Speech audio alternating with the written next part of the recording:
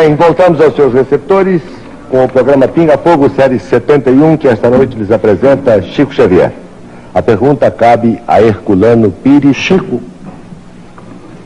segundo os dados estatísticos levantados por Stig Roland Ibsen e sua senhora, referentes à sua obra, num exame total da sua obra, você teria recebido até agora comunicações, poesias, principalmente um número grande de poesias e comunicações variadas, inclusive romances, de mais de 400 autores.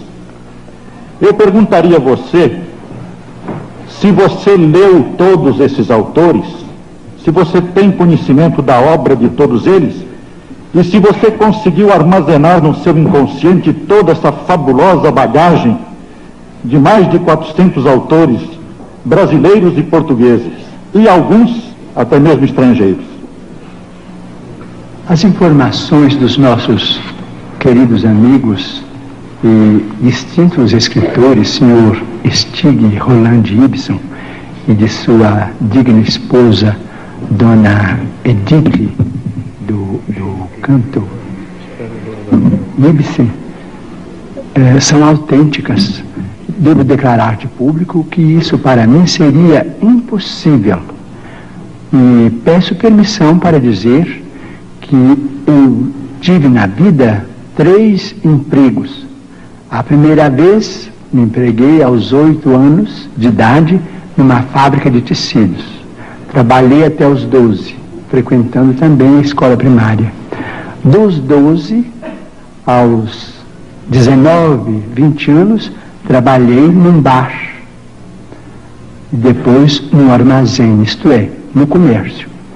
E de 1931 a 1961, eu trabalhei durante 30 anos no Ministério da Agricultura, documentadamente, de modo que não seria possível para mim me inteirar do estilo de todos esses poetas, escritores, cronistas, jornalistas e amigos desencarnados por meu intermédio.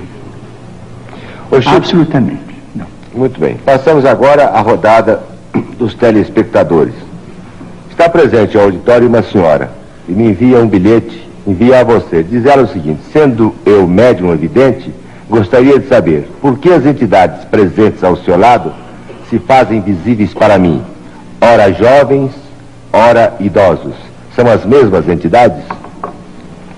Nossa amiga naturalmente estará entrando numa faixa de observação dentro da qual eu não me encontro no momento, pela necessidade de atender com muita atenção à responsabilidade diante do auditório tão distinto e diante de milhares de telespectadores. Mas acredito que perfeitamente na autenticidade da informação de nossa irmã, e agradeço muito esses amigos que nos assistem e que particularmente me ajudam a compreender o meu dever para que esteja atento às instruções de Emmanuel no sentido de responder com tanta clareza como for possível as perguntas enunciadas. Muito bem. Mauro Marcondes Filho, Chico, advogado, deseja saber se os seus guias espirituais já o informaram sobre a situação espiritual de Kennedy, De Gaulle, Stalin e Churchill, os maiores líderes políticos deste século. Como estariam eles lá por cima? Seria para mim muito difícil estabelecer um sistema de informações nesse particular, enquanto admire profundamente o presidente Kennedy. Não tenho maior conhecimento da missão do general de Gaulle. Admiro também muitíssimo Winston Churchill por haver comandado a empresa de defender a civilização ocidental. E de Stalin também não tenho maior conhecimento. Sei que, por informações de amigos, norte-americanos que o presidente Kennedy continua trabalhando pelo progresso no mundo espiritual. Sim. Continua trabalhando pelo progresso das ideias de emancipação e pela integração das raças e pela fraternidade do povo norte-americano e dos povos do continente e do mundo. É o único de que eu posso dar informações. Senhor Benedito Alves de Oliveira, Rua Almirante Noronha, 465. Pergunta: Chico, você sofre de uma das vistas. Qual a razão de não ter sido operado pelo Arigó? Não tem fé ou não houve oportunidade? Não, o problema é que certa feita, Dr. Fritz, conversando conosco, depois de uma reunião, me disse: Chico, você não admita que as operações mediúnicas se verifiquem simplesmente como privilégio? Quando vocês dormem na Terra, quando se entregam à hipnose do sono, são inúmeros os benfeitores espirituais que trabalham e operam socorro cirúrgico ou socorro de outra natureza em nosso favor, seja no mundo orgânico em que nos sediamos presentemente, ou seja, em nosso campo mental. Quanto ao meu caso ocular, que não foi operado desde o princípio, quando a doença se manifestou, eu creio que este problema foi uma bênção para que eu pudesse me manter mais ou menos relativamente, regularmente, sem ferir os interesses dos bons espíritos durante estes anos da mediunidade. Porque se eu sair do dever, eu sofro muito com os olhos, então estou como um animal que não posso me afastar dos danos, né? Chico, é exato para frente. É exato que quase todos os membros da sua equipe espiritual sofriam da vista? Não, isso pode ser uma informação interessante, mas ela não é verdadeira. Muito bem. O senhor Aloy Fernandes, da Rua Iguape 6A. Opinião de Chico Xavier sobre a cremação de corpos que será implantada no Brasil. Já ouvimos Emmanuel a esse respeito, e ele diz que a cremação é legítima para todos aqueles que a desejem, desde que haja um período de pelo menos de 72 horas de expectação para a ocorrência em qualquer forno crematório, o que poderá se verificar com o depósito dos despojos humanos em ambiente frio. Muito bem. Chico, agora vamos a uma pergunta de um pastor evangélico que você deve conhecer, porque ele é conhecido em todo o Brasil, comanda um rebanho de fiéis à sua religião de 1.500.000 pessoas aproximadamente. Trata-se do pastor Manuel de Melo. Ele próprio irá fazer a pergunta a você, que foi gravada pelo nosso VT. Carlos Xavier, meus cumprimentos e convidado por esse programa e pela sua direção para lhe formular uma pergunta. Quero fazê-lo com muito agrado, com muita satisfação, por conhecer você através da literatura, da sua fama, e que ninguém de consciência tranquila pode negar as suas qualidades mediúnicas. Você, como uma das maiores autoridades espírita ou espiritualista deste país, para não dizer deste continente, por gentileza me responda a esta pergunta, que está sendo formulada em meu nome pessoal e em nome de toda a minha organização, isto é, de 1,5 milhão de fiéis que representam nesse país e de cerca de 4.000 pregadores que tenho a honra de liderar. O Espiritismo, Xavier, tem um ponto que se choca profundamente, teologicamente falando, com os princípios bíblicos que defendemos, nós os evangélicos. é exatamente aquele ponto da reencarnação. Isto é, cada pessoa que nasce é sempre reencarnação de uma pessoa que faleceu, de uma pessoa que morreu. Assim é apregoado, ensinado pelos espíritas no mundo inteiro. Para o esclarecimento dos telespectadores desta rede enorme de televisão, deste horário, em nosso Pinga-Fogo, esclareça o seguinte: Deus criou Adão e Eva. Todos nós concordamos, creio que você também, a maneira como foi criado e o mundo cristão inteiro. Muito bem, mas logo após a criação de Adão e Eva, as duas primeiras criaturas humanas, surgiram as duas outras criaturas humanas, são os dois filhos de Adão e Eva, Abel e Caim. Você poderia, dentro da sistemática espiritualista, dentro da doutrina da reencarnação, você poderia dar, meu caro Xavier, uma explicação aceitável de onde vieram, qual a procedência de Caim e Abel, os dois primeiros filhos de Adão, isto é, pela ordem, a terceira e a quarta pessoa humana existente aqui na Terra? Responda-me.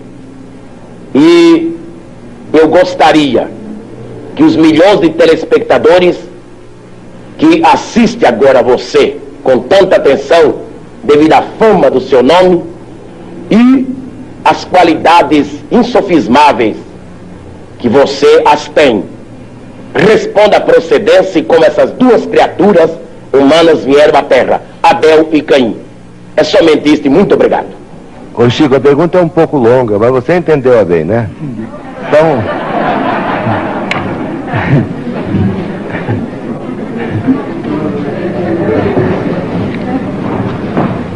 A pergunta do nosso caro amigo, que nos interpela a respeito do texto bíblico, está emoldurada de tamanho carinho que inicialmente nós agradecemos esse tom de fraternidade e ternura humana com que ele emoldura a questão para se dirigir a nós. Muito obrigado ao nosso caro pastor evangélico, senhor Manuel de Melo, que nós todos admiramos como sendo o orientador desse grande e brilhante movimento que é Cristo para o Brasil.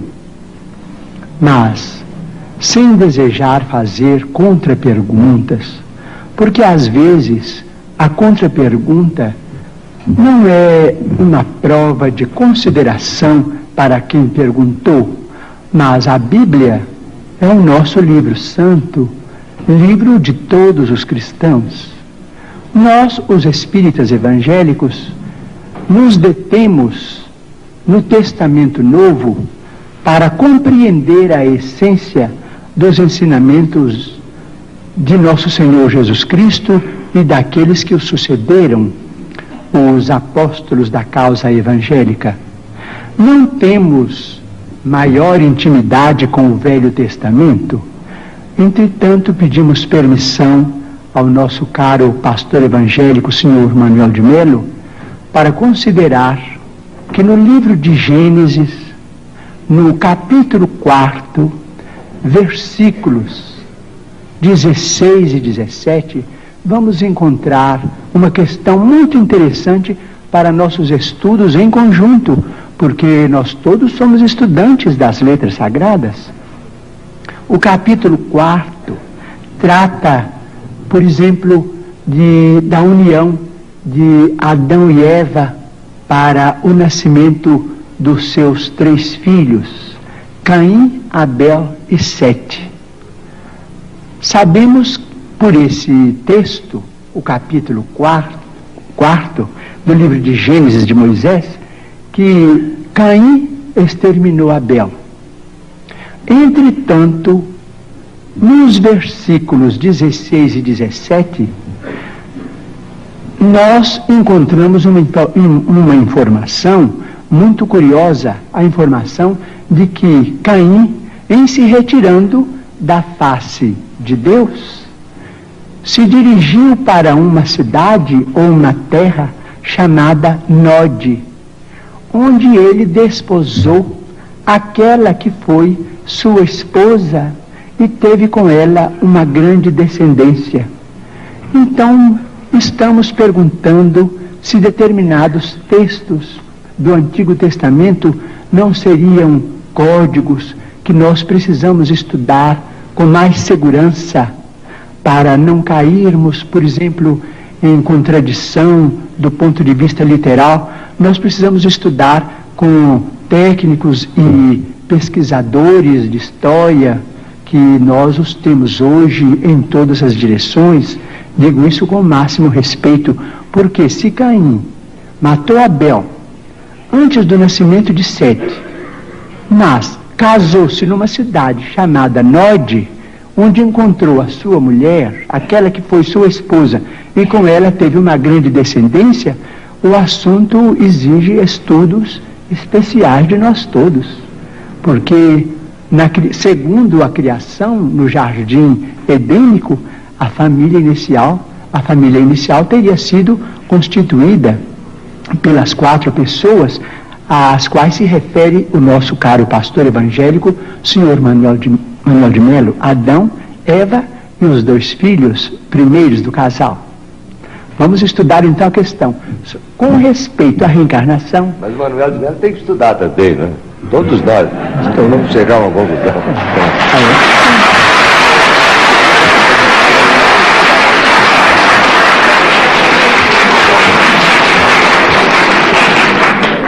Bom, com respeito à reencarnação, posso dizer? Pode, Chico. Com respeito à reencarnação, nós, os espíritas, estamos diante de uma realidade inconteste para nós.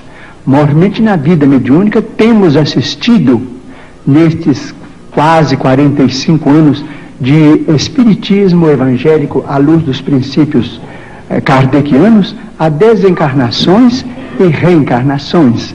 Mas permitimos-nos também perguntar ao senhor Manuel de Melo, ao nosso caro pastor evangélico, senhor da pergunta, e também àqueles que fazem objeções contra os princípios da reencarnação, permitimos-nos perguntar sobre o sofrimento das crianças, por exemplo. Não vamos nos referir aos adultos, porque seria alongar muito a resposta, mas vamos pensar nas crianças. Por exemplo, nós, os espíritas, muitas vezes encontramos determinados casos de suicídio, e às vezes suicídio acompanhados de homicídio, ou às vezes apenas de homicídio. Mas vamos encontrar esses problemas do complexo de culpa levado para além desta vida, e depois esse complexo de culpa renascido com aquele que é responsável por ele através de sofrimentos que só podemos entender através da reencarnação. Por exemplo, muitas vezes temos encontrado, por exemplo, irmãos nossos suicidas que dispararam um tiro contra o coração e que voltam com a cardiopatia congênita ou com determinados fenômenos que a medicina classifica dentro da chamada tetralogia de Fallot. Nós vemos companheiros que quiseram morrer voluntariamente pelo enforcamento e que voltam com a paraplegia infantil, comumente chamada de enfermidade de Little. Nós vemos muitos daqueles que preferiram o veneno e que voltam com malformações congênitas, com problemas miopáticos, com o mixedema, aqueles que às vezes violentam o próprio ventre e que voltam também sofrendo as tendências e que às vezes acabam se desencarnando com o chamado infarto mesentérico. Nós vemos, por exemplo, aqueles que preferiram morrer pelo afogamento para se retirarem da vida num ato de rebeldia contra as leis de Deus. Vemos, por exemplo, aqueles que preferiram o afogamento e que voltam com o chamado enfisema pulmonar.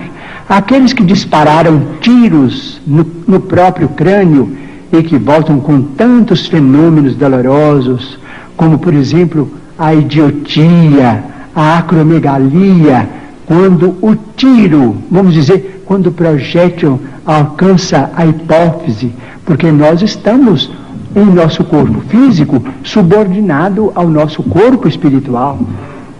Então, principalmente nos fenômenos, os fenômenos decorrentes do suicídio por tiro no crânio são muito dolorosos, porque vemos a surdez, a cegueira, a mudez congênitas, e vemos este sofrimento em crianças incompatíveis com a misericórdia de Deus, porque nós sabemos que Deus não quer a dor.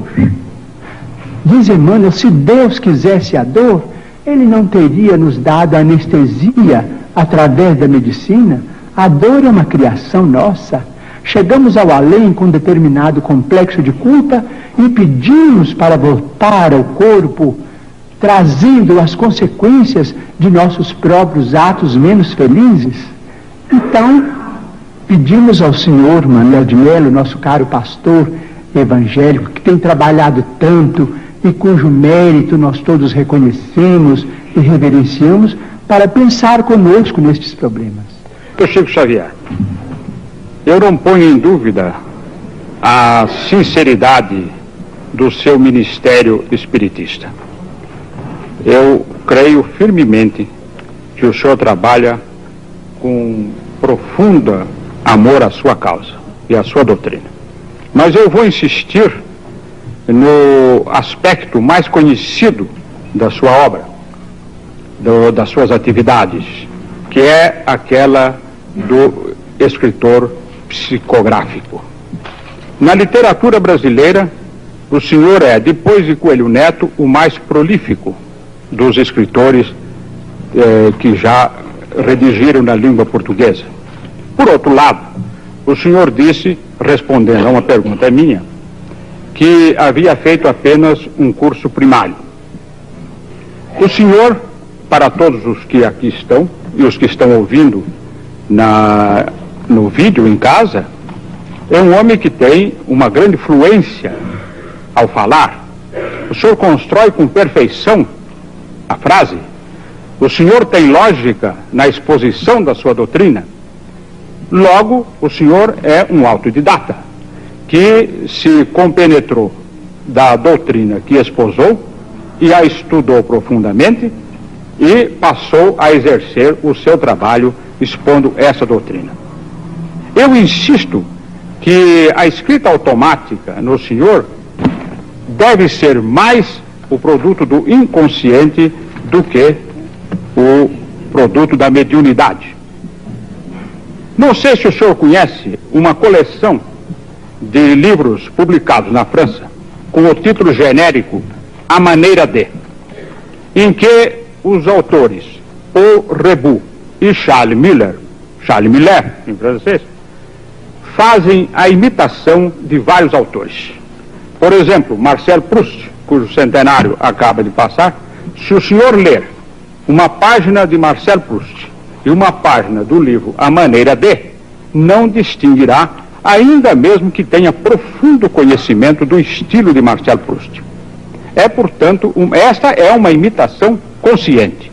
Eu tenho para mim que o senhor, ao redigir os livros psicografados, agiu sob o impulso do inconsciente. O meu antigo companheiro de imprensa, e caro companheiro de imprensa, Herculano Pires, cuja inteligência brilhante eu sempre respeitei e sempre aplaudi, criou um embaraço para a minha pergunta, ao falar em 400 autores que o senhor teria citado. Mas citar o senhor citou 400 autores Ou o senhor escreveu a maneira de 400 autores, como escreveu como Humberto de Campos, como Guerra Junqueiro, como Antero do Quental, como Augusto dos Anjos? Creio que o número enunciado pelo casal Stig, Roland e Ibsen já está superado em mais de 400 comunicantes. Eles escreveram a maneira deles, mas respeito o ponto de vista do senhor, como respeito qualquer homem de ciência que ainda não pôde aceitar, por exemplo, o realismo da mediunidade. Respeito muito, mas continuo acreditando que eles escreveram a maneira deles, porque em algumas centenas, vamos dizer mais de 3 centenas destes 400 e tantos, hoje parece que quase 500, eu não tinha a menor ideia do que eles escreveram. O senhor conhece um caso famoso ocorrido na Inglaterra de escrita psicografada? Uma senhora de nome Travers Smith psicografou a obra de Oscar Wilde. E os meios literários ingleses não aceitaram como sendo uma obra psicografada de Oscar Wilde. Ainda mais, entre as minhas carreiras, além de jornalista, eu também tenho a de filosofia, e não me consta que obras tão complexas como a de Platão, a de Aristóteles, a de Santo Agostinho, a de Santo Tomás de Aquino, a de Descartes, a de Kant, a de Hegel, a de Nietzsche e a de outros filósofos e outros pensadores tenham sido psicografadas. Não seria por causa da dificuldade de psicografar essas obras? Hegel é quase impossível qualquer trabalho de psicografia. Bem, eu devo voltar um pouco ao nosso pensamento inicial para dizer ao senhor que desde 1931 a presença de Emmanuel em minha vida tem sido a presença de um professor. Ele tem corrigido minhas expressões, ele tem procurado melhorar o meu vocabulário, melhorar as minhas atitudes do ponto de vista verbal. E como o livro estava na frente da presença apagada que eu possa trazer, ele sempre teve muito cuidado em podar tanto quanto possível as minhas impropriedades, que eu sei que são muito grandes. De modo que eu posso declarar de público ao senhor que qualquer estrutura fraseológica mais feliz de que eu possa ser portador, isso se deve à influência de Emmanuel, a presença dele junto de mim, compreendendo a responsabilidade de um programa como este. Quanto aos escritores da antiguidade e aos escritores dos tempos modernos, com todo respeito ao senhor, eu me permitiria perguntar se eles também não seriam médiums. Não cabe a mim responder.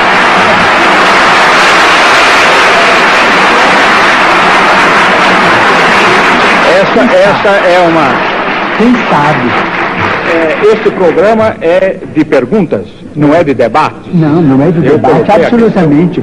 Apenas respeitando imensamente a Igreja Católica, em cujo seio formei a minha fé, mas respeito profundo e que eu devo declarar de público que nunca perdi e não quero perder. Então eu digo aqui de público, eu não conheço essas obras, mas gostaria de conhecê-las em português. Mas os espíritos amigos se referem, por exemplo, a 2 personalidades do argeológio católico que deveriam ser mais conhecidas em nosso ambiente cultural. Por exemplo, na latinidade, especialmente na língua portuguesa, eu não conheço absolutamente nada. Eles se referem a Santa Brígida de Vadstena, ou Santa Brígida da Suécia, e a Santa Clara de Montefalco, na Itália, cujas biografias atestam a presença de mediunidades extraordinárias. a ponto de, diz Emmanuel, que Santa Brígida de Batistina deixou muitas páginas, vamos dizer, do ponto de vista de autenticidade, absolutamente psicográficas. Seria muito interessante e estimaria muito conhecer a vida dessas duas grandes figuras da Igreja Católica, que eu venero tanto, porque, ao que me parece, pela palavra dos nossos amigos espirituais, foram duas criaturas portadoras de mensagens especiais para os cristãos. Eu queria que você me concedesse apenas o direito de fazer uma observação a respeito do que o Chico acabou de falar. Pois não. Eu queria lembrar a existência no meio católico também de psicografia, do fenômeno psicográfico. As edições paulinas aqui de São Paulo, há questão de uns 5 anos, mais ou menos, publicaram um livro muito curioso, chama-se O Manuscrito do Purgatório. É um livro recebido na Espanha, num convento da Espanha, por uma freira. E ela recebeu o livro através do espírito de outra freira que havia morrido no próprio convento. Um trabalho, evidentemente, de psicografia católica. Esse livro foi traduzido para o português pelo padre Júlio Maria, tão conhecido principalmente pela sua atuação na revista Ave Maria. E saiu publicado aqui em São Paulo com todas as autorizações eclesiásticas, tendo vindo também da Espanha com essas autorizações. Mas acrescento o seguinte: as próprias edições paulinas anunciaram que outros livros da mesma natureza seriam publicados por ela. Entretanto, não foram. Mas existe, portanto, bastaria este livro, O Manuscrito do Purgatório, que foi publicado, para provar que existe uma psicografia católica. Muito bem. Pois não? O espírito de Emmanuel É difícil de colocar em situação difícil diante do seu guia, não tem problema. Ele pede para mencionarmos, diante do nosso caro escritor e entrevistador, que levantou o problema com tanta distinção e com tanto carinho, que nós não podemos esquecer um problema muito importante em nossa vida cristã, é que o livro é mesmo um instrumento de cultura extraordinário e que é, vamos dizer, um instrumento que está entre este mundo e o outro mundo.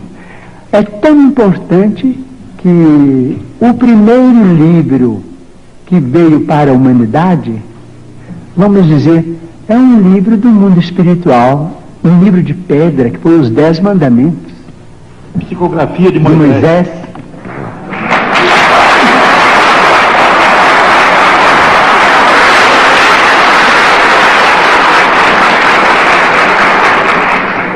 Telespectadores de São José do Rio Preto, que assistem esta noite o Pinga Fogo, informam que dia 8 de agosto próximo, o Chico Xavier estará proporcionando à população daquela cidade uma tarde de autógrafo, às 15h30, não é, Chico? No Instituto Espírita Nosso Lar, em benefício do Lar do Vovô. Isto vai acontecer lá em São José do Rio Preto, no dia 8 de agosto vindouro. Certo, Chico? Certo. Tá? Certo, se Deus permitir, estaremos. Ele vai permitir. Eli Alves com a pergunta seguinte. Pois não, senhor Chico Xavier, eu queria saber agora o seguinte: os espíritas dizem que os renascimentos sucessivos da criatura humana têm por objetivo a sua evolução. Outras correntes espiritualistas, como os teosofistas, os messiânicos, também dizem que nós estamos no limiar de uma era de grande beleza, a era de Aquário, em que a humanidade será muito mais feliz. Eu gostaria de perguntar ao senhor o seguinte: se temos mais de uma dezena de séculos de evolução, se estamos no limiar de uma era de encontro da criatura humana consigo própria, como que o senhor explica as violências do mundo atual, como a guerra do Vietnã, a violência da sociedade de consumo? Isso a nosso ver, não representa grande evolução da humanidade. Violência do mercado de consumo? A sociedade de consumo. Ah, sim. E a violência da guerra do Vietnã, por exemplo. Sim, nós vamos dizer, esses fenômenos todos, diz o nosso Emmanuel que está presente, caracterizam mesmo o período de transformação em que nós nos encontramos. Diz ele, o nosso companheiro materialista dirá natureza, mas para nós os religiosos, natureza é sinônimo de manifestação de Deus. Então Deus cria a natureza, Deus cria a vida, mas o homem, os homens ou as mulheres do planeta são filhos de Deus e podem modificar a criação de Deus. Nós nos encontramos no limiar de uma era extraordinária. Se nos mostrarmos capacitados coletivamente a recebê-la com a dignidade devida.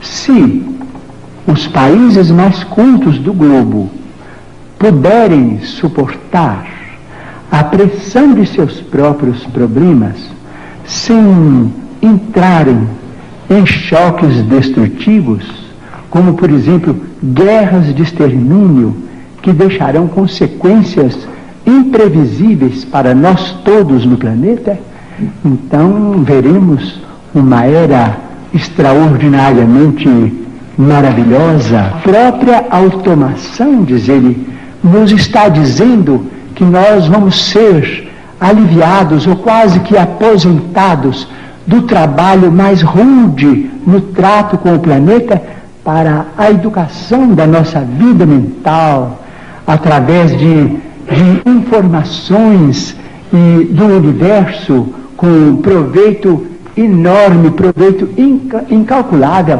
para benefício da humanidade. Mas isso terá um preço, terá o preço da paz. Se nós pudermos nos suportarmos uns aos outros, quando não nos pudermos amar uns aos outros, segundo os preceitos de Jesus, até que essa era prevaleça, provavelmente no próximo milênio, não sabemos se no princípio, se no meados ou se no fim. O terceiro milênio nos promete maravilhas, mas se o homem, filho e herdeiro de Deus, também se mostrar digno dessas concessões. A Igreja Católica cada dia tem aumentado mais sua atuação no sentido de que haja mais justiça social no mundo, melhor distribuição de renda. Aqui mesmo no Brasil, a participação da Igreja na área social tem sido muito grande, o que, aliás, tem lhe causado até alguns problemas. O que o Espiritismo no Brasil tem feito nesse sentido? Ou, por acaso, prega o conformismo na vida material? O Espiritismo não prega o conformismo do ponto de vista em que o conformismo é interpretado. O Espiritismo nos pede paciência para esperar os processos da evolução e as realizações dos homens dignos que presidem os governos, cooperando de nossa parte tanto quanto possível para que as leis desses mesmos governos sejam executadas.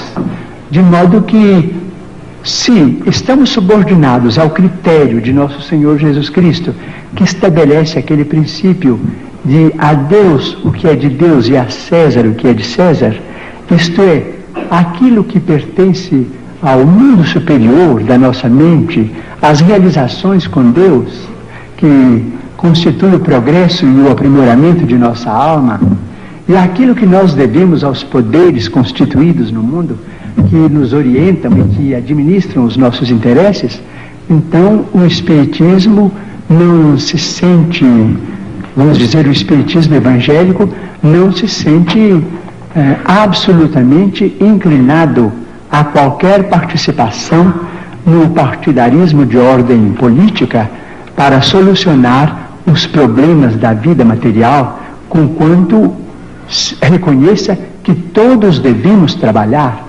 O Espiritismo nos ensina que se existe fome, não é por culpa da terra, assim como se o rio não tem culpa quando passamos por cima dele numa ponte cometendo um delito contra a higiene?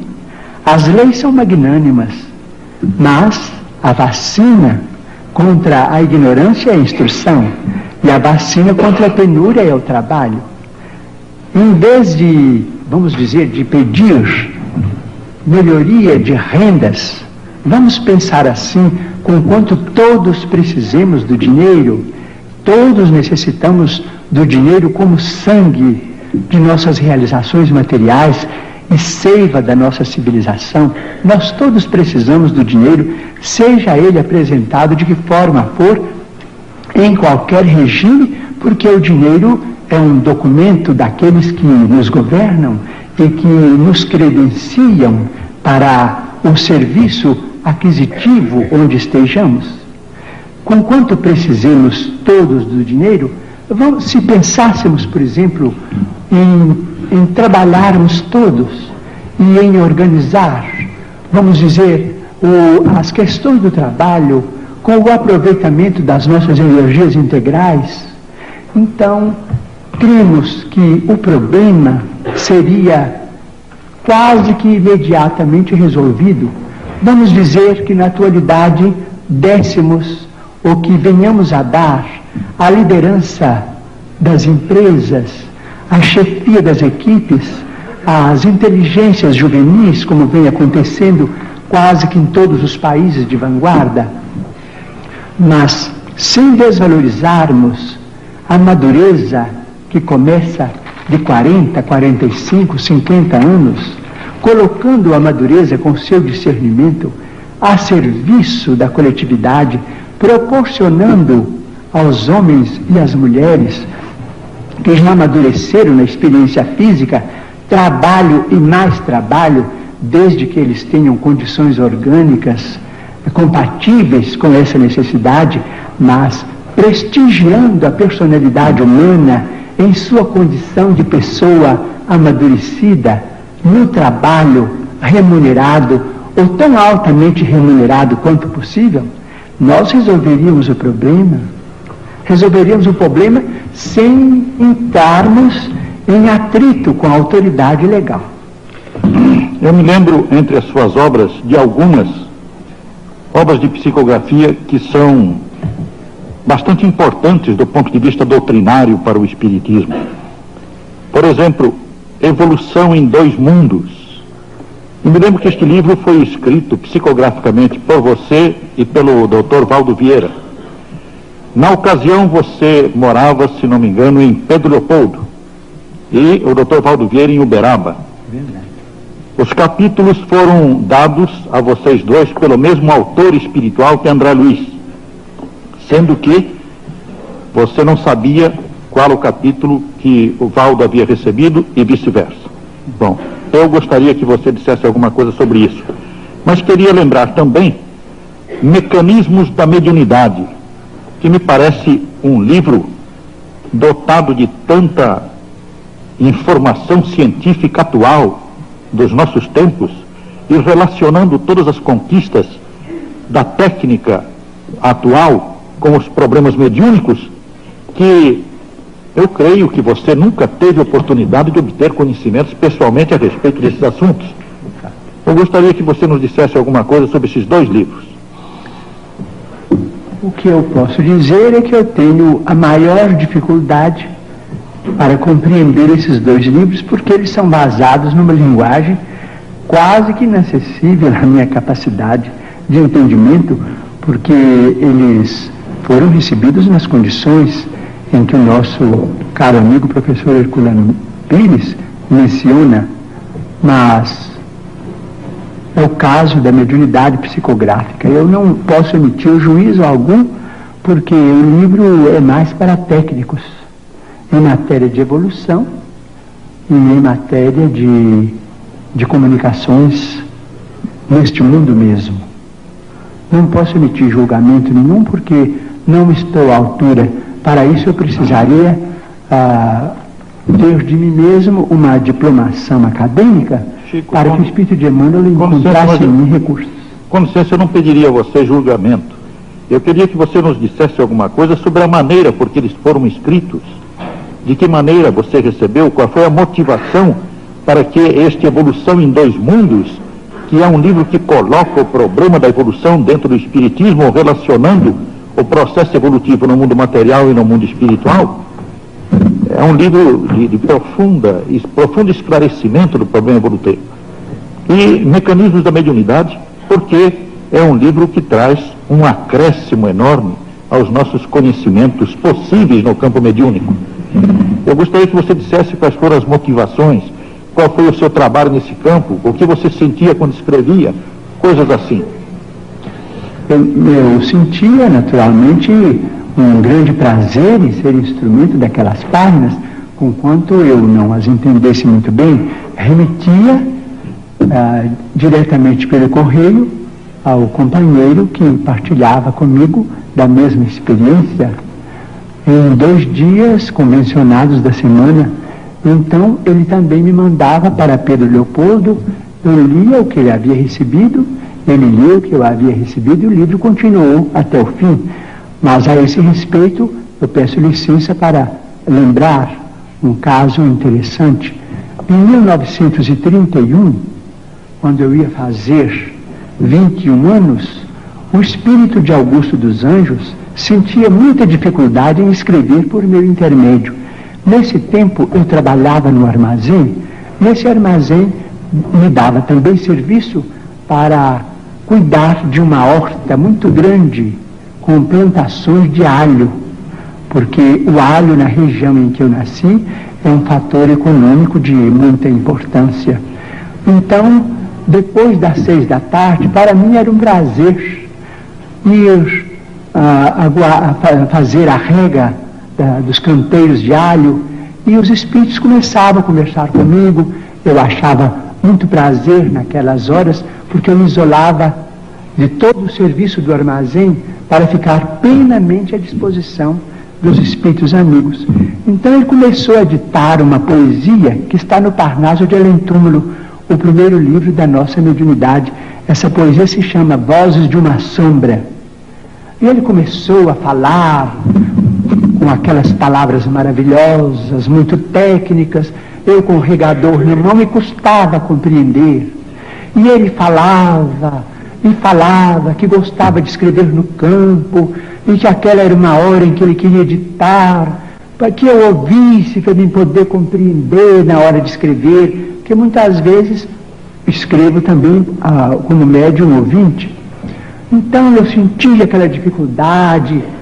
Então ele falou assim comigo: olha, você quer saber de uma coisa? Eu vou escrever o que eu puder, mas a sua cabeça não aguenta mesmo. A poesia está no livro, mas só o que ele pôde. Mas era muito mais, era uma beleza. Ele falava de fótons, de coisas, de mundos, galáxias. Quem era eu para entender aquilo que estava voando canteiro de alho?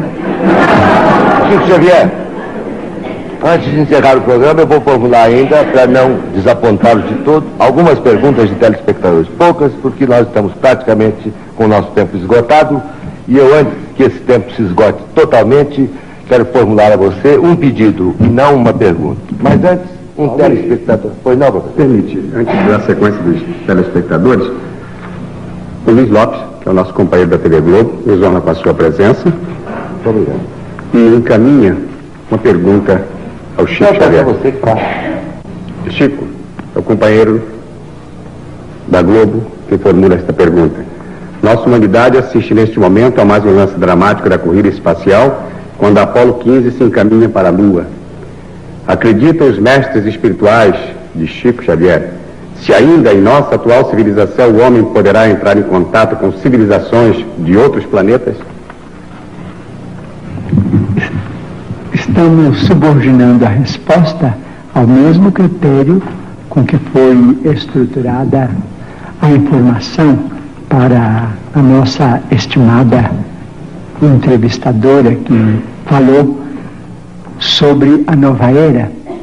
Se não entrarmos numa guerra de extermínio nos próximos 50 anos, então nós podemos esperar realizações extraordinárias da ciência humana partindo da Lua.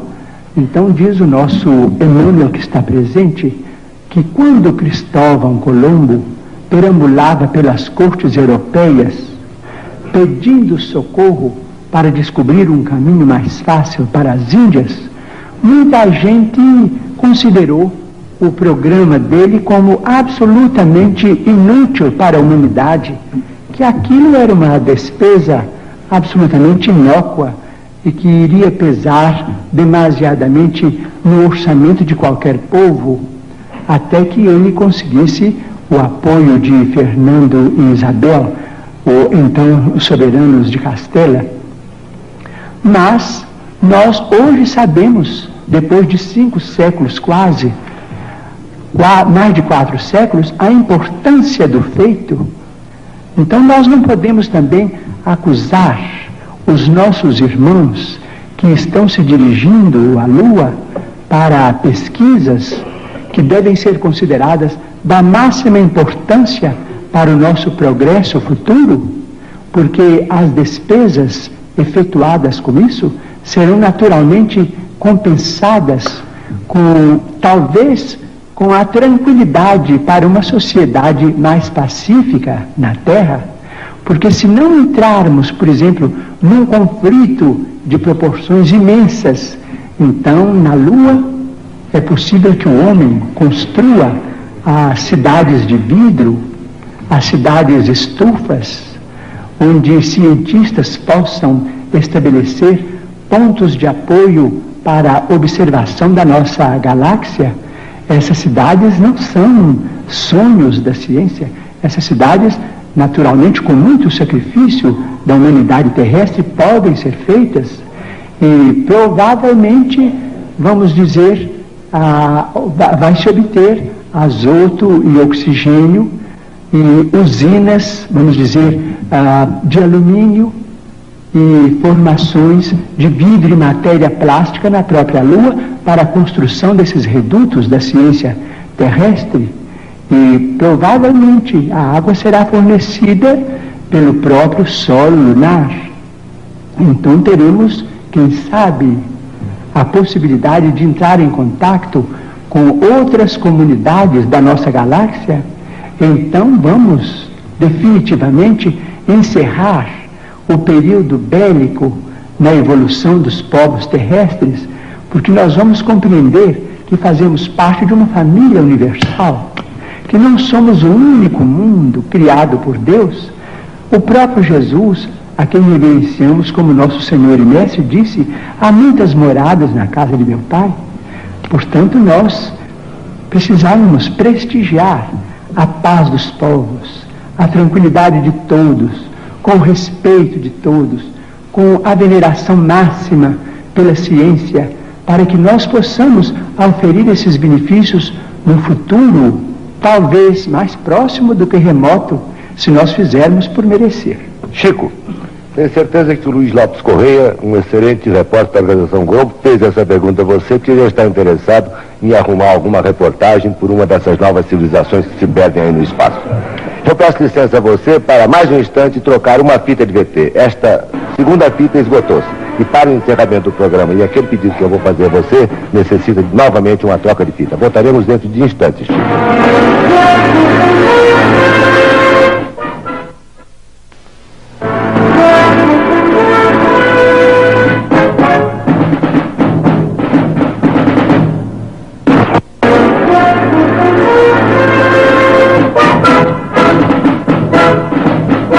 Voltamos agora para o encerramento definitivo de Pinga Fogo desta noite, que lhes apresentou o médio Chico Xavier. O programa ultrapassou em muito o seu horário habitual. Estamos com 2 horas e 20 minutos de programa. Mas sou forçado a formular ainda 2 ou 3 perguntas ao Chico, para depois então fazer o pedido que prometi fazer, que vai ser de grande interesse, não só para você, telespectador, que hoje nos honra com sua audiência, como também para todo o auditório que aqui está. Chico, um telespectador, eu não sei se isso aconteceu, pede que você conte um fato ocorrido num avião em que você viajava, cujos motores entraram em pane. E você também, como os demais passageiros, o que era perfeitamente natural, entrou em pânico. O que aconteceu dentro desse avião? Esta resposta exige, vamos dizer, uma atitude, talvez, de fazer um pouco de humor, mas é a verdade que eu vou contar. Em 1959, eu me dirigia de Uberaba, para onde eu me transferira recentemente. Eu me dirigia para Belo Horizonte, junto da qual está Pedro Leopoldo, a terra onde nasci na presente reencarnação. E então o avião decolou de Uberaba e fez uma breve parada na cidade de Araxá. Depois o avião decolou de novo e depois de uns 10 minutos o avião começou a se inclinar para um lado, para outro. Às vezes fazia-se uma pirueta e o pessoal começou todo a gritar e a pedir a Deus, pedir socorro. E eu estou ali acompanhando. Veio o comandante do avião e disse que não nos impressionássemos, que era um fenômeno chamado vento de cauda e que apenas chegaríamos um pouco mais depressa. Mas algumas pessoas disseram, mais depressa no outro mundo. Eu então comecei também a me impressionar, porque eu não sei qual é o nome técnico da evolução que o aparelho fazia. Uma pessoa entendida em aeronáutica saberá descrever o caso, dizendo os nomes em que um avião roda de cabeça para baixo, e nós íamos e muita gente começou a vomitar e a gritar, a apertar o cinto. Aqueles amigos começaram a orar, senhoras começaram a fazer o terço, eu com muito respeito, mas quando vi aquela atmosfera eu comecei a gritar também. Eu falei assim, bem, todo mundo está gritando, eu também vou gritar, porque isso é a hora da morte. Então comecei a gritar, valei-me, meu Deus. Comecei a pedir socorro, a misericórdia de Deus, mas com fé, com escândalo, né? Mas com fé. Então nisso, peço até permissão para dizer que alguém disse assim a um sacerdote católico que estava não muito longe de mim. Alguém disse assim, o Chico Xavier está ali, ele é médium e é espírita. E esse sacerdote, com muita bondade, disse, não, mas eu sei que o Chico tem pedido orações em muitos documentos, e o Chico está orando conosco no texto. Assim, graças a Deus, Padre, eu também estou orando.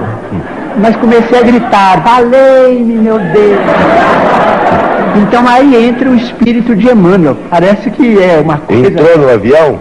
Parece uma coisa de anedota, né? Uma coisa de fantástico, mas é a verdade. Ele entrou no avião como se você viu o espírito entrar? Então passou no meio do pessoal, o pessoal não via, como a maioria dos nossos amigos naturalmente não está vendo a presença dele aqui. Então ele me disse assim, por que é que você está gritando? Eu escutei o seu pedido, o que é que há? Porque aquilo já tinha mais ou menos 20 minutos, né? Eu falei assim, bem, o senhor não acha que estamos em perigo de vida? Eu falei assim, estamos, e o que é que há com isso? Não tem muita gente em perigo de vida. Vocês não são privilegiados, não é? Eu falei assim, tá bem, se estamos em perigo de vida, eu vou gritar. E continuei a gritar e falei, socorro, meu Deus. E o povo todo gritando socorro, não é? Então, ele me disse, você não acha melhor calar, parar com isso?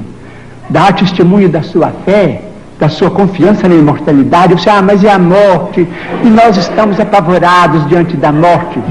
Ele falou assim, está bem, então você acha que vai morrer? Eu falei assim, o senhor não acha que estamos em perigo de vida? Eu disse, estão.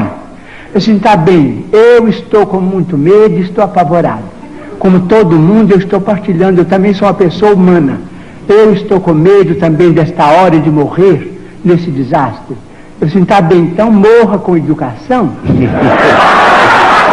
Cala a boca e morra com educação para não afligir a cabeça dos outros com seus gritos. Morra com fé em Deus. Muito bem. Assim, eu quero só saber como é que a gente pode morrer com educação. Ô Chico, então logo foi anunciada a sua presença aqui no Pinga Fogo, eu recebi em minha casa a visita de um senhor de nacionalidade alemã, cujo nome eu peço licença aqui para não declinar. Um senhor já entrado em anos, levava ele um pequeno bilhete a você, em que dizia da sua situação difícil no setor financeiro, e junto ao bilhete, anexo ao bilhete, estava um volante do teste 52 da Loteria Federal. Diz que havia recebido uma inspiração, estava quase que certo, se marcasse aquele teste, tinha chegado a vez dele sair do buraco. Eu não vou pedir a você que faça isso aqui, vou entregar em suas mãos o bilhete e o volante. Se você quiser remeter diretamente a quem lhe faz a pergunta e o pedido, é assunto seu. Ele se referia à loteria federal ou esportiva? Esportiva, perdão. A loteria esportiva? Loteria esportiva. Ele disse que havia tido uma intuição. Se você marcasse, não dava no bico. Eu só posso dizer que tenho tido a minha vida quase que toda voltada para o mundo espiritual. Mas quero dizer também que eu sou brasileiro e adoro Pelé. E se eu puder ganhar na loteria esportiva, eu vou ficar muito feliz. Você não vai marcar para ele. Tá muito bem, Chico. Chico, tem aqui uma pergunta de Dona Maria Lúcia Silva Gomes, Avenida Tucuruvi, 763. Pergunta como se explica o homossexualismo e a perturbação no comportamento sexual à luz da doutrina espírita. Temos tido alguns entendimentos com espíritos amigos e notadamente com Emmanuel a esse respeito. O homossexualismo, tanto quanto a bissexualidade ou bissexualismo, tanto como a sexualidade, são condições da alma humana, não devem ser interpretados como fenômenos espantosos, como fenômenos atacáveis pelo ridículo da humanidade. Tanto quanto acontece com a maioria que desfruta de uma sexualidade dita normal, aqueles que são portadores de sentimentos de homossexualidade ou bissexualidade são dignos do nosso maior respeito. E acreditamos que o comportamento sexual na humanidade sofrerá de futuro revisões muito grandes, porque nós vamos catalogar, do ponto de vista de ciência, todos aqueles que podem cooperar na procriação e todos aqueles que estão numa condição de esterilidade. A criatura humana não é só chamada à fecundidade física, mas também a fecundidade espiritual. Quando geramos filhos através da sexualidade dita normal, somos chamados também à fecundidade espiritual, transmitindo aos nossos filhos os valores do espírito de que sejamos portadores. Não nos referimos aqui aos problemas do desequilíbrio, nem aos problemas da chamada viciação nas relações humanas. Estamos nos referindo a condições da personalidade humana reencarnada, vamos dizer, muitas vezes portadora de conflitos que dizem respeito, seja a sua condição de alma em prova, ou a sua condição de criatura em tarefa específica. De modo que o assunto merecerá muito estudo e poderemos voltar a ele em qualquer tempo que formos convidados a entendimento. Vamos dizer com licença, porque nós temos um problema em matéria de sexo na humanidade que precisaríamos considerar com bastante segurança e respeito recíproco. Vamos dizer, se as potências do homem na visão na audição, nos recursos imensos do cérebro, vamos dizer, nos recursos gustativos, nas mãos, na tactilidade com que as mãos executam trabalhos manuais, nos pés, se todas essas potências foram dadas ao homem para a educação, para o rendimento no bem, isto é, potências consagradas ao bem e à luz, em nome de Deus, seria o sexo, em suas várias manifestações, sentenciado às trevas? Chico, Dona Ida, é a penúltima pergunta. Dona Ida Jorrade, da Rua Major Diogo 699. Pergunta muito triste. Diz ela: perdi um filho há 1 ano, choro muito. Quero saber se as minhas lágrimas estão prejudicando meu filho. Quando as lágrimas nascem do nosso reconhecimento a Deus pelos benefícios que recebemos, quando as lágrimas refletem a nossa saudade tocada de esperança, os nossos amigos desencarnados nos dizem que as lágrimas fazem a eles muito bem, porque elas são luzes no caminho daqueles que são lembrados com imenso carinho. Mas quando as nossas lágrimas traduzem revolta de nossa parte diante dos desígnios divinos que nós não podemos de imediato sondar, quando essas lágrimas retratam rebeldia, essas lágrimas prejudicam os desencarnados, tanto quanto prejudicam os encarnados também. Muito bem. E aqui está a última pergunta da noite, Chico, deste primeiro pinga-fogo, porque certamente você irá comparecer a outros. Carlos Alexandre Cavalieri está no auditório. Com base na sua explicação da criação de uma vida em um tubo de ensaio, pergunto: primeiro, como se daria a ligação do perispírito? Segundo, o novo ser nasceria sem as neuroses provocadas por possíveis desentendimentos entre os pais?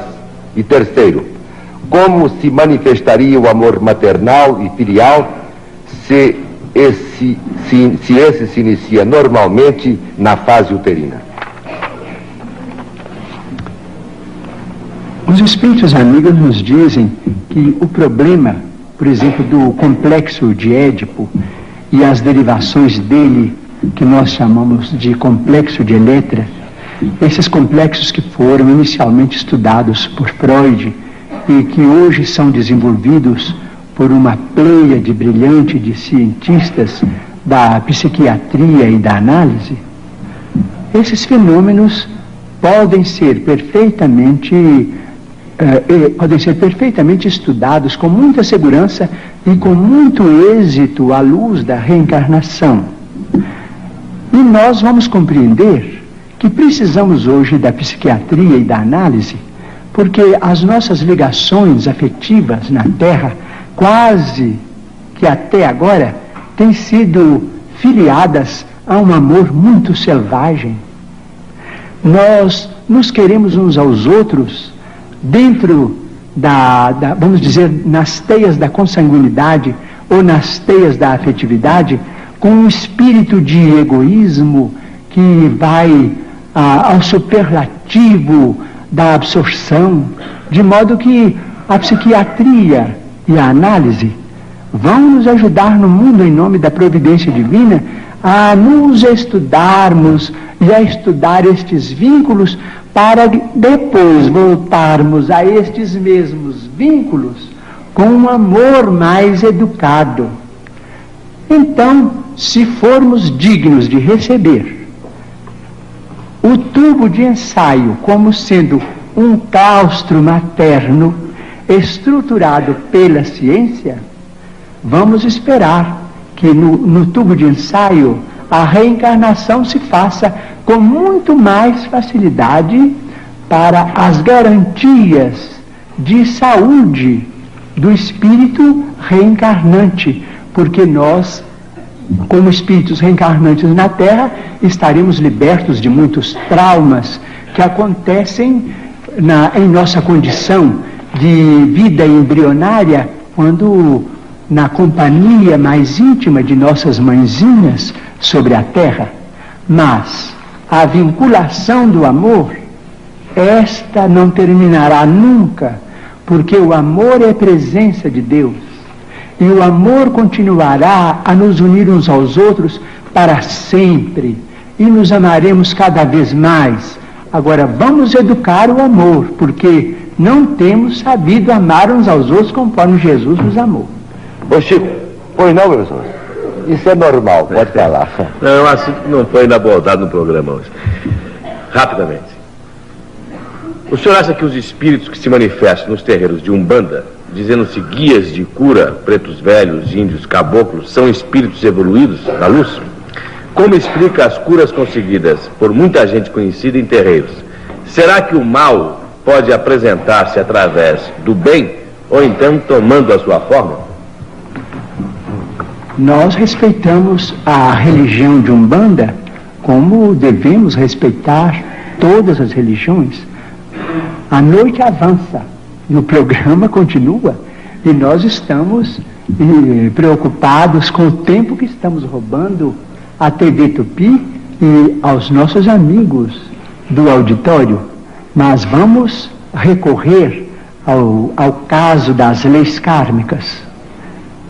Nos séculos passados, nos 3, 4 séculos passados, nós, vamos dizer coletivamente, não estamos falando do ponto de vista individual, mas na condição de brasileiros, buscamos, no berço onde nasceram, milhões de irmãos nossos reencarnados nas plagas africanas, para que eles servissem as nossas casas e as nossas famílias, instituições e organizações na condição de animárias. Eles se incorporaram, depois de desencarnados, às nossas famílias. Eles renasceram do nosso próprio sangue, na condição de nossos irmãos, para receberem de nossa parte uma compensação, que é a compensação chamada do amor, para que eles sejam devidamente educados ou encaminhados, tanto quanto nós pretendemos educar-nos e encaminhar-nos para o progresso. Então temos a religião de Umbanda, que vem como uma organização dos espíritos, recentemente, porque 4 séculos é um tempo curto nos caminhos da eternidade, recentemente trazidos para o Brasil. Eles organizaram agora, seja numa condição ou noutra. Nós no Brasil não conseguimos pensar em termos de cor, nós todos somos irmãos, de modo que eles organizaram uma religião sumamente respeitável também. Eles também veneram Deus com outros nomes, veneram os emissários de Deus com outros nomes. Respeitamos-los todos e acreditamos que em toda parte onde o nome de Deus é pronunciado, o bem pode se fazer. Agora, encontramos na doutrina espírita, individualmente e coletivamente, em nos referindo aos companheiros da doutrina espírita, a faixa que nos compete no campo de nossa evolução, para estudos do nosso destino, para estudo da imortalidade. Quanto a problemas de curas, permitimos-nos lembrar uma coisa, é que às vezes nós pedimos socorro a determinadas organizações para a cura imediata de determinados impedimentos físicos. Essa cura parece, talvez, forçada por nossas exigências, porque muitas vezes os nossos irmãos trazidos das plagas africanas se habituaram, de certo modo, a obedecermos quase que cegamente. Eles se afeiçoam a nós com uma afeição, vamos dizer, terrível, do ponto de vista do egoísmo, de que nós todos, por enquanto, principalmente em se referindo a mim, somos portadores. Então, exigimos uma cura que se faz de imediato no campo físico, mas nos esquecemos de que, às vezes, a cura física é um caminho para encontrarmos mais adiante desastres morais de consequências imprevisíveis. Então, se as curas demoram no ambiente kardeciano, ou se demoram no campo da medicina, vamos respeitar o problema dessa demora, dessa dilação, porque aquilo se verifica em nosso próprio benefício. Porque muitas vezes uma doença física ou determinada provação em nossa vida doméstica nos poupa de acidentes afetivos ou acidentes materiais ou de fenômenos extremamente desagradáveis em nossa vida. Muito bem. Há aqui uma pergunta extra, eu havia encerrado, mas eu não posso deixar de fazê-la, isso em respeito ao telespectador, ao esforço do telespectador, que nos telefona nesta altura da noite, da cidade de Machado, lá no sul de Minas, Chico, para dizer que a imagem no Canal 4 está chegando lá como um cinema, estourando na cidade de Machado como um cinema. E ele pergunta a você, gostaria de saber se Judas foi um traidor ou fazia parte de um programa para salvar Jesus Cristo? Sinceramente, eu sou uma formiguinha diante de um processo que teve consequências tão grandes na história da humanidade. Mas eu creio que nós podemos nascer ou renascer com as nossas tendências inferiores e, naturalmente, induzidos ao mal, porque nós todos não, eu digo, eu sou portador de tendências inferiores muito, vamos dizer, muito pouco recomendáveis, vamos dizer assim, mas se eu deixo essas tendências à solta, e se eu vou praticar com elas males maiores do que aqueles que eu já cometi em existências passadas, eu sou responsável, conquanto possa ser instrumento para o resgate de determinadas situações ou peça na engrenagem da história de grupos ou de coletividades com consequências agradáveis ou desagradáveis para o futuro. Individualmente nós devemos pensar que nós temos determinadas tendências, vamos dizer, tentações, mas devemos resistir às tentações. Creio que Judas poderá ter renascido com tentações muito grandes para se apropriar da autoridade política e de exigir que nosso Senhor Jesus Cristo tomasse as rédeas do poder humano. Acredito. Mas creio que ele não devia ter deixado essas tendências assumirem o caráter que assumiram. É o que eu penso. Muito bem, Chico Xavier, chegamos ao fim do Pinga Fogo. E aqui está o meu pedido, que tenho certeza é o pedido de todas as pessoas que lotam este auditório e dos milhares e milhares de telespectadores que até a esta altura da noite nos honram com sua audiência. Nós queríamos que, ao encerrar este Pinga Fogo, o mais longo desta série, 2 horas e 45 minutos, e tenho certeza, o melhor de todos eles no sentido de audiência e também daquilo que você pudesse transmitir como mensagem aos que nos assistiram e nos ouviram, eu peço a você que tente psicografar uma mensagem dos seus guias. Seria possível? Vamos tentar. Quero formular um pedido, então, ao público presente, ao auditório, para que se mantenha no mais completo silêncio, a fim de que Chico possa se concentrar alguns segundos a fim de tentar essa mensagem. Poderíamos pedir um pouquinho de música que ajudasse? De música que ajudasse? Vou pedir ao Galon. Galon, um pouquinho de música. Essa luz quer que tire um pouco a luz? Eu vou lhe dar uma lá. Pelo menos 2 com caneta lá, mas preferimos lápis. Não, nada disso. Possível 2.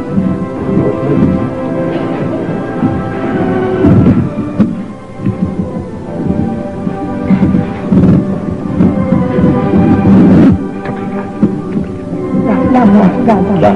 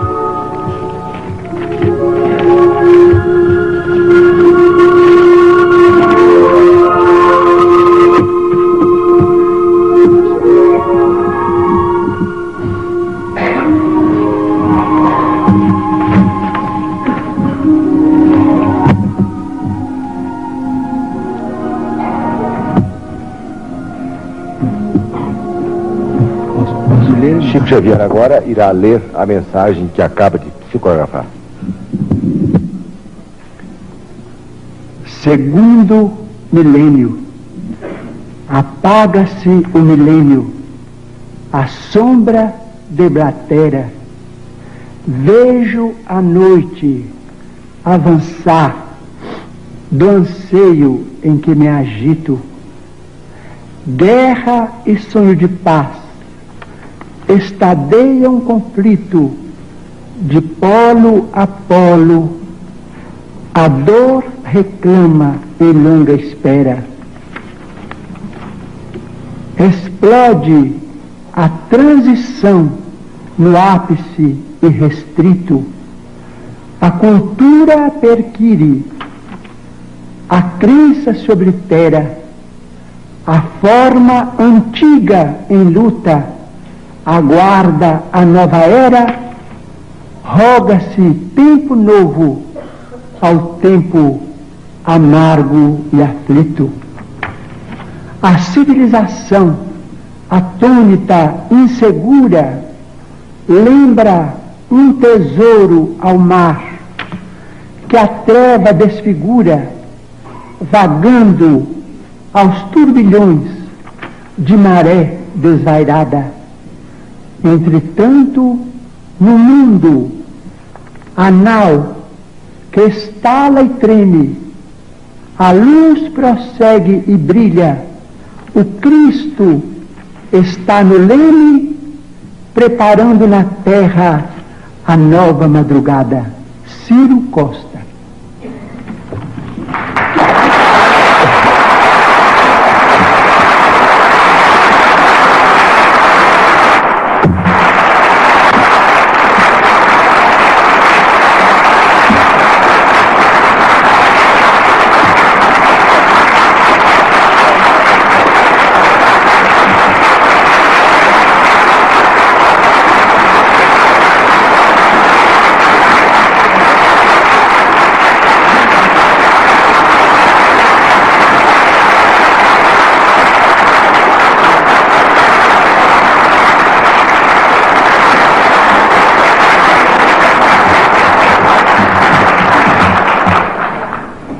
Chico Xavier, em nome de toda a equipe do Pinga Fogo, de todos os altos dirigentes associados, de toda essa gente que acaba de aplaudi-lo de pé aqui no auditório do Sumaré, e de todos os telespectadores que esta noite nos prestigiaram com sua audiência, os nossos melhores agradecimentos pela sua presença em nosso programa.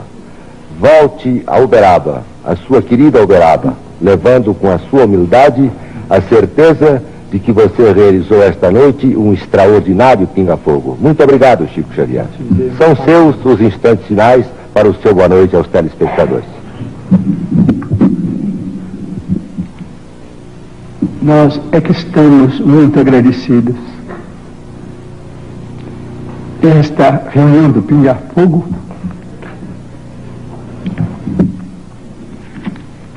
nos levou tão longe que nós pedimos licença para agradecer. Às vezes, nós não queremos chorar e estamos educados para evitar isso. Mas a nossa emoção é tão grande com este contato que nós nos lembramos de quando a mediunidade começou em nossa vida, quando tínhamos 4 para 5 anos de idade e conversávamos com o espírito de minha mãe. Agradeço, então, a todos os nossos amigos de São Paulo. Agradeço à TV Tupi, ao Canal 4, aos queridos amigos do auditório, a todos os nossos companheiros que nos honraram com a sua atenção em seus lares ou em cidades distantes. Agradeço aos nossos entrevistadores que foram tão generosos com a doutrina espírita em nossa presença, formulando perguntas tão respeitosas para com as nossas ideias. Agradecemos a todos, na pessoa do nosso querido diretor, senhor Dr. Almir Guimarães. Nós pedimos ainda permissão para agradecer daqui, de tão longe, a terra generosa da cidade de Uberaba, aquela comunidade amiga que nos recebeu há quase 13 anos consecutivos, que nos abraçou e que nos abençoa maternalmente como um filho entre os seus filhos. Devo a Uberaba aquilo que nunca resgatarei, por mais trabalhe dentro da minha existência. Devo carinho, amor, consideração, respeito, e isso faz a nossa alegria de trabalhar e de viver.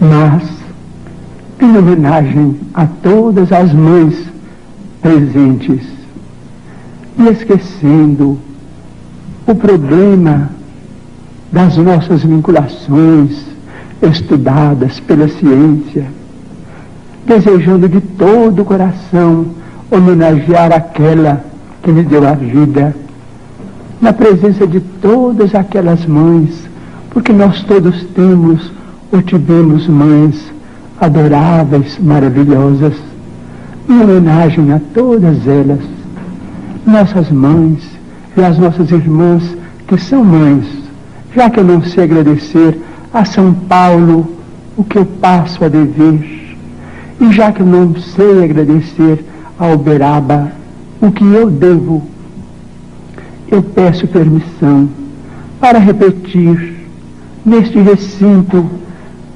do qual recebemos tantas mensagens de cultura, de consolação, de bondade, de otimismo, através dos canais da televisão, através da imagem e do som transmitidos a longas distâncias.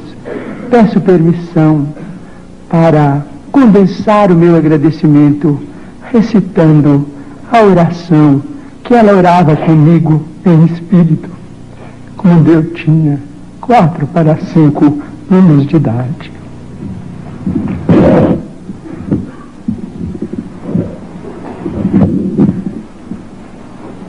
Pai nosso que estás no céu, santificado seja o vosso nome. Venha a nós o vosso reino. Seja feito, Senhor, a vossa vontade, assim na terra como nos céus. O pão nosso de cada dia dai-nos hoje, Senhor. Perdoai as nossas dívidas, assim como perdoamos aos nossos devedores. Não nos deixeis, Senhor, cair em tentação, mas livrai-nos do mal, porque vossos são o poder, a majestade, a glória, o amor e a bênção, para sempre assim seja. Muito obrigado. Mais uma vez, telespectador, quero apresentar a você, que nos honrou com sua audiência até esta altura da noite, os nossos melhores agradecimentos. A este auditório seleto que aqui comparece e que nos prestigiou também grandemente, os nossos melhores agradecimentos. E que compareçam mais vezes ao Pinga Fogo, quando aqui comparecer um entrevistado da altura de um Chico Xavier. Quero agradecer particularmente aos meus bons amigos João Escatimburgo e Herculano Pires, que não pertencem à equipe do Pinga Fogo. Comparecem hoje com os nossos convidados especiais, atendendo prontamente ao nosso convite. Ao Reale, ao Saulo e à Eli, dispenso agradecimentos porque eles pertencem efetivamente à equipe. Mais uma vez lembro também ao telespectador que Tratado Geral do Brasil, do meu bom amigo João Escatimburgo, está em todas as bancas, em todas as livrarias. É um livro estupendo. Estudo de problemas brasileiros, moral e cívica, para uso nos cursos superiores, de acordo com o programa oficial. Este é o meu agradecimento à sua presença, Escatimburgo. Muito obrigado. Muito obrigado a todos e até terça-feira próxima. Boa noite e até lá.